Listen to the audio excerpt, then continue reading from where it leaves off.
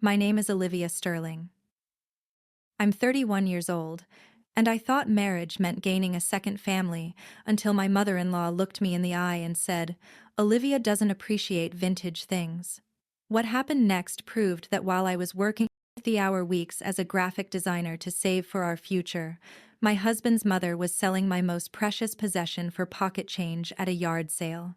Before I tell you how one phone call from an antique appraiser shattered every assumption my in-laws had made about my worthless old dress, and how authentication documents exposed a family heirloom so valuable it belonged in a museum, I'd love to know where you're watching from.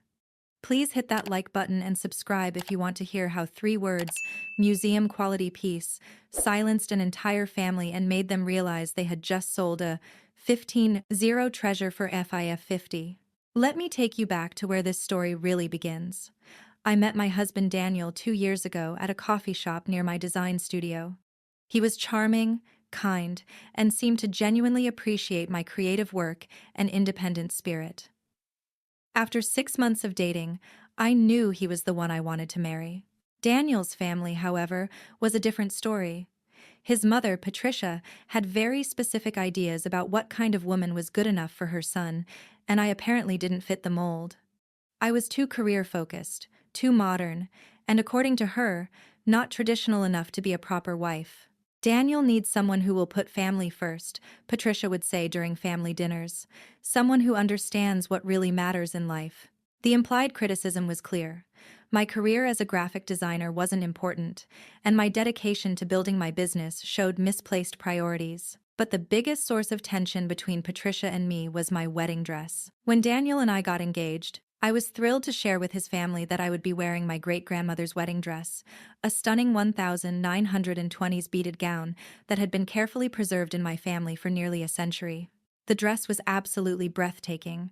It was made of silk and covered in intricate hand-sewn beadwork and delicate lace appliques. The craftsmanship was extraordinary, with tiny seed pearls and crystals creating elaborate Art Deco patterns across the bodice. The dress had a dropped waist typical of the 1920s era, with a flowing skirt that moved like liquid silk. My great-grandmother had worn it in 1924, my grandmother in 1947, with some alterations, and my mother in 1968.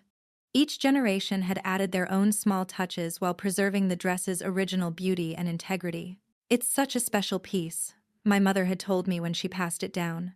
"4 generations of strong women have worn this dress.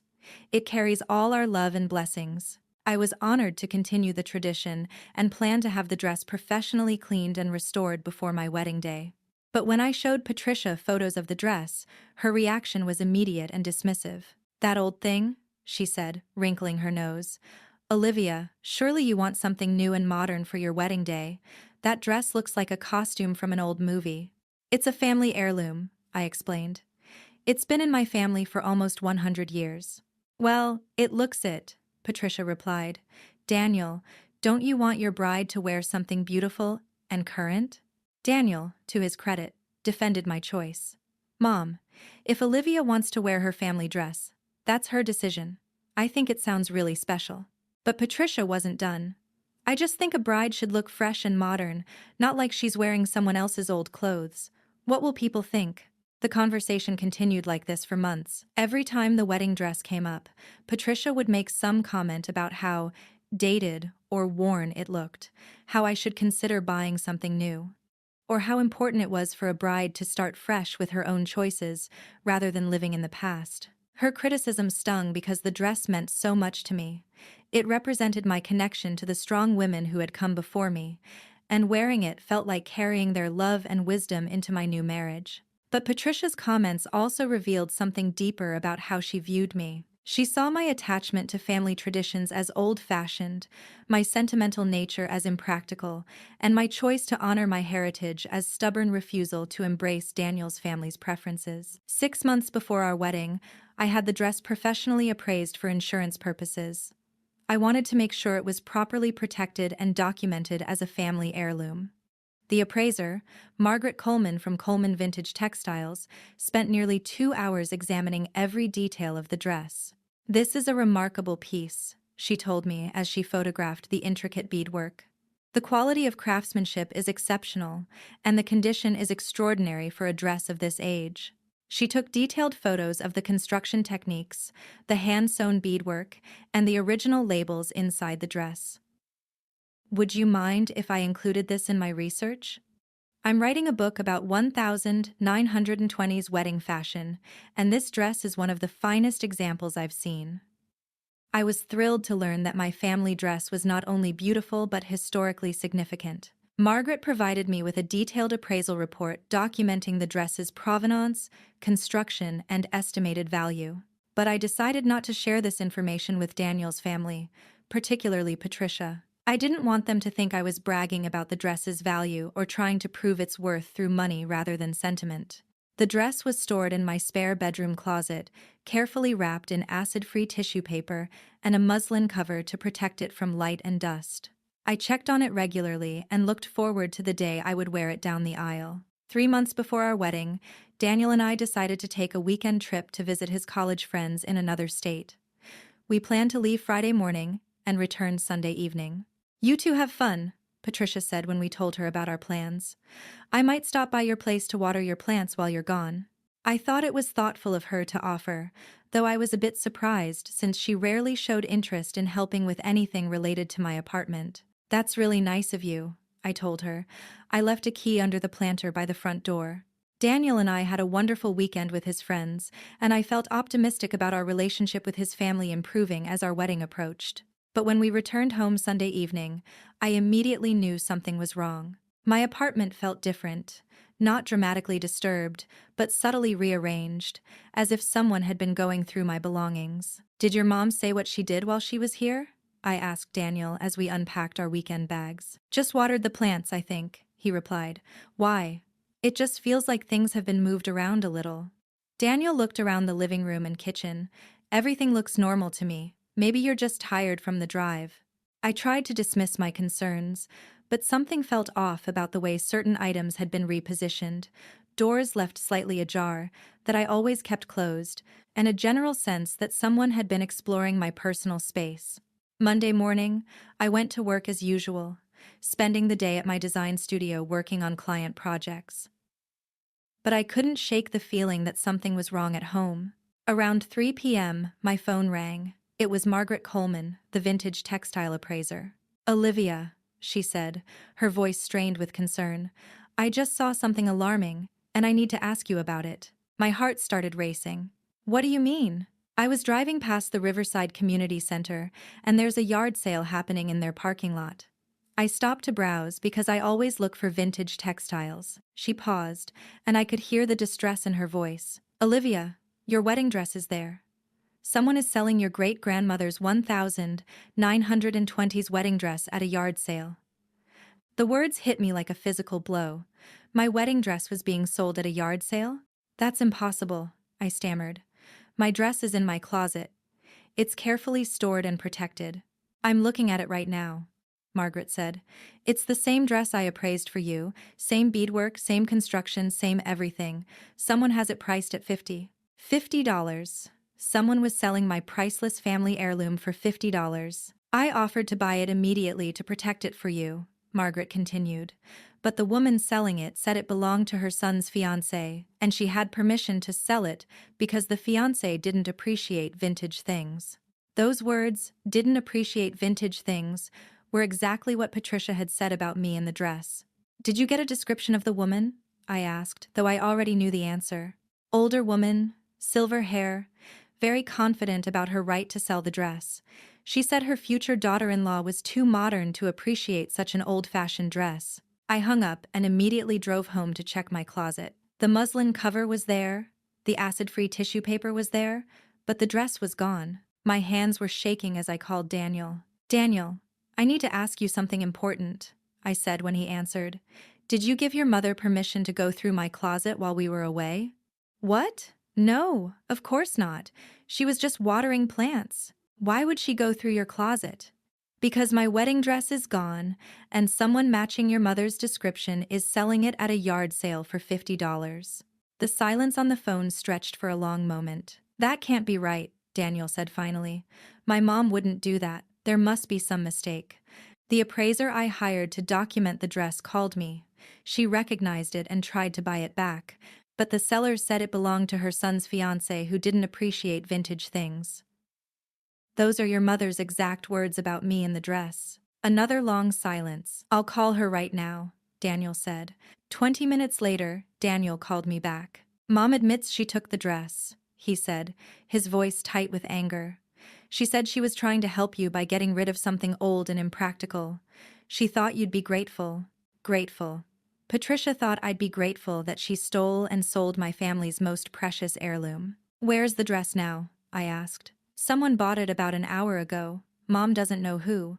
I felt like my world was collapsing. My great-grandmother's wedding dress, the dress that connected me to 4 generations of family history, was gone, sold to a stranger for pocket change. That evening, Daniel and his father went to confront Patricia about what she had done. I stayed home, too devastated and angry to trust myself in the same room as her. When Daniel returned, he was furious with his mother but also trying to minimize the situation. She feels terrible about the misunderstanding, he said. She genuinely thought she was helping by clearing out old things you didn't need. It wasn't a misunderstanding, I replied. She knew exactly what that dress meant to me. We've talked about it dozens of times. But she didn't know it was valuable, Daniel continued. She thought it was just an old dress taking up space.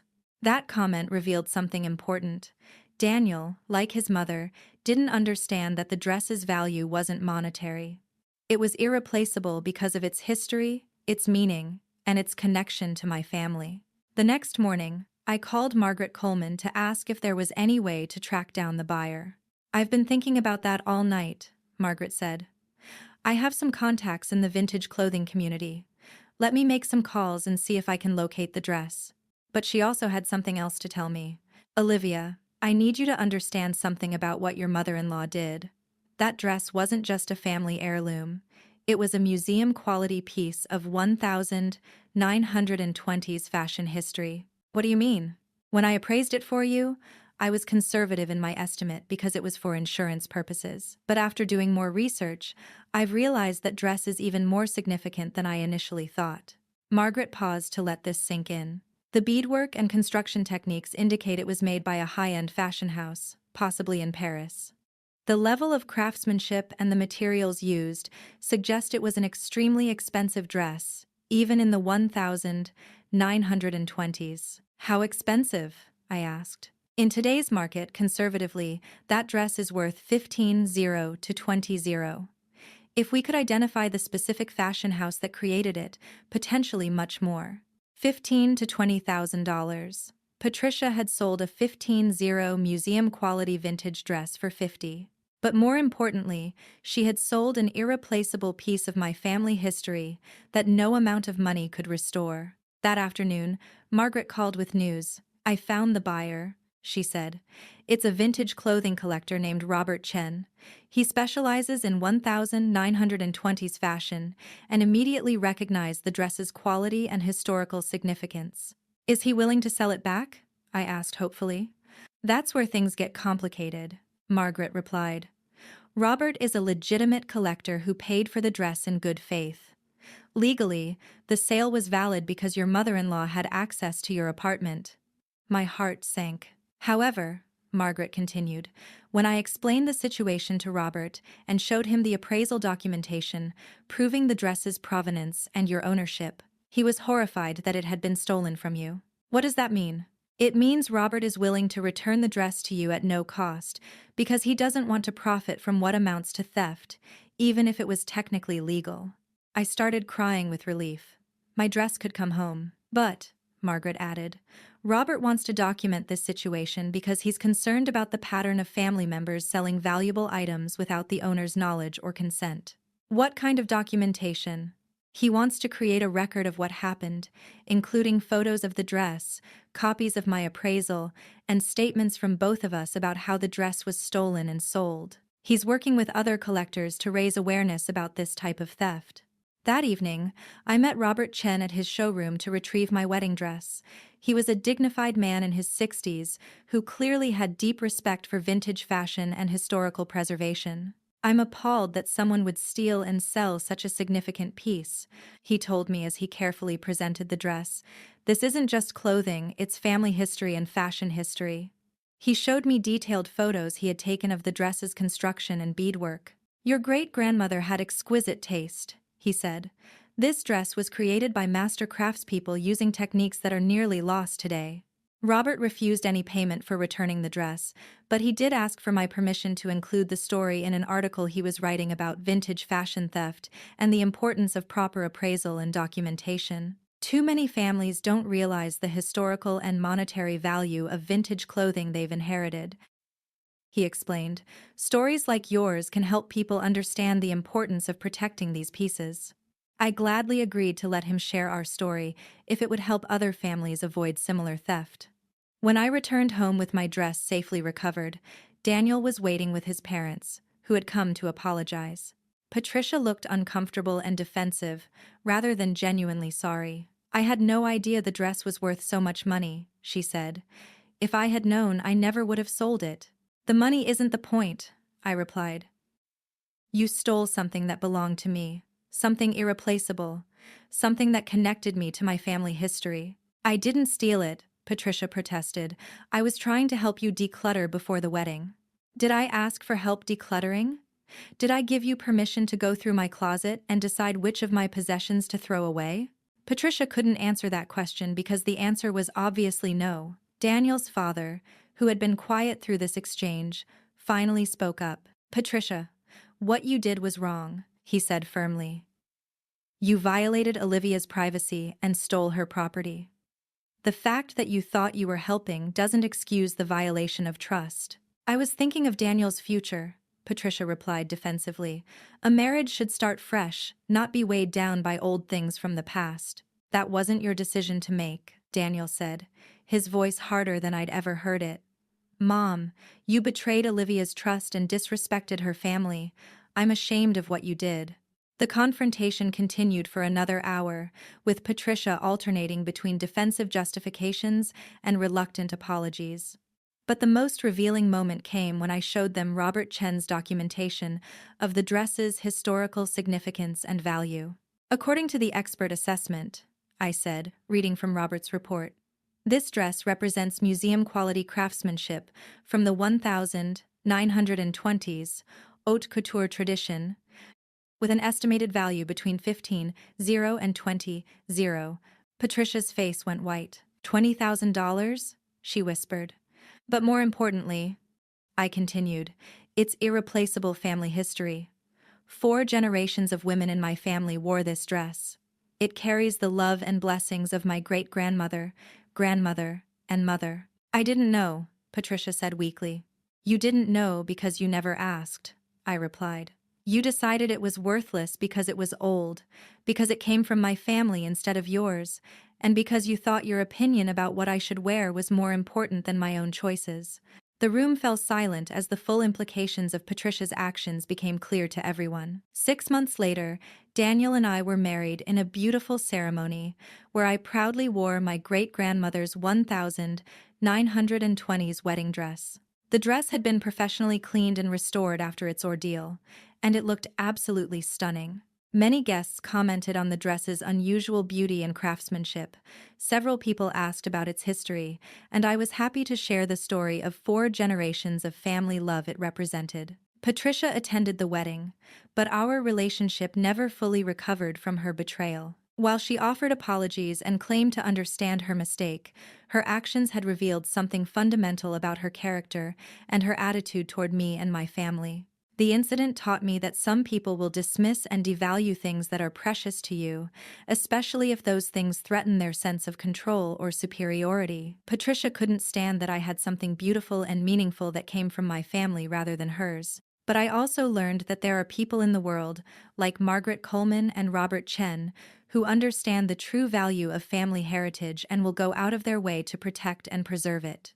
My wedding dress now hangs safely in my bedroom closet, properly stored and documented, waiting for the next generation of women in my family who might want to wear it on their special day.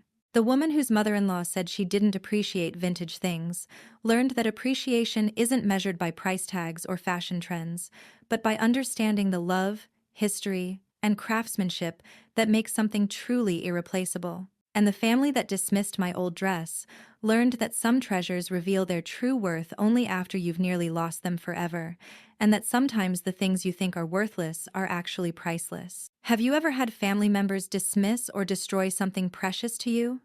How do you protect your treasured belongings from people who don't understand their value? I'd love to hear your thoughts in the comments below. If this story resonated with you, please hit that like button and subscribe for more real-life stories about family boundaries, protecting what matters most, and learning that true worth isn't always visible to those who refuse to see it.